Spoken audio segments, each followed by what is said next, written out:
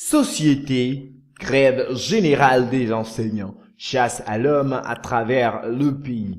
Le pouvoir a-t-il décidé d'affronter les problèmes posés par les enseignants par la terreur? Tout laisse à le croire au regard de ce qui a cours sur le terrain.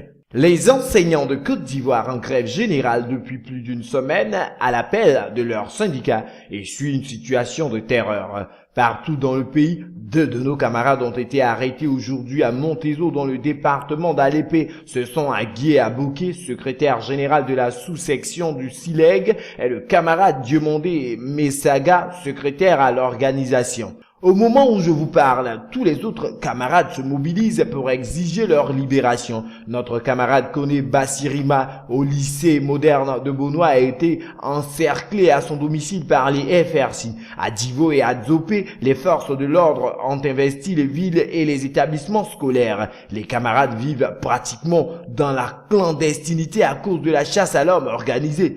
Ce crédit d'un leader de l'intersyndicale de l'éducation formation ISEF, interrogé hier par téléphone, révèle la répression qui s'abat sur les enseignants dans bien de régions. Mais attardons-nous sur Adzopé où des éléments des FRC sont sortis nombreux, bandant des muscles selon des témoignages concordants. Des éléments FRC à bord de pick-up équipés de fusils 12-7 paradent dans la ville et vont stationner devant les établissements scolaires comme si on était en situation de guerre, rapporte un habitant d'Adzopé. Quand une autre source proche de l'ISEF signale que deux syndicalistes ont reçu une convocation émanant de la gendarmerie de Katiola. C'est la terreur que le pouvoir organise, faisant croire que la minorité empêche la majorité d'aller à l'école. C'est dommage que les gouvernants tronquent les faits en refusant de voir la réalité en face, parce que la grève est suivie à plus de 90%. Les quelques briseurs de grève le font pour des raisons politiques et ethniques,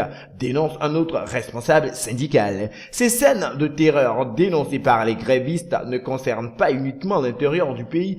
Une armada de policiers assiège le lycée filles de Yokouban et le lycée moderne d'Andokwa, le seul centre d'examen qui fonctionne sur les 7 que compte Yopougon. Dans la journée de mardi, plusieurs cargos de police ont envahi le lycée moderne Pierre Gadier de Yopougon, faisant usage à maintes reprises de gaz lacrymogène sous prétexte que c'est pour disperser les élèves qui s'affrontent. Mais tout porte à croire que les raisons de cette terreur sont ailleurs. L'objectif inavoué étant d'arrêter des leaders syndicaux, explique avec amertume un enseignant du lycée Pierre Gadier. Déjà le lundi dernier, un premier enseignant du lycée moderne de Gagnois a été arrêté puis relâché au cours sous la pression des enseignants qui avaient pris d'assaut la préfecture et le parquet de la ville.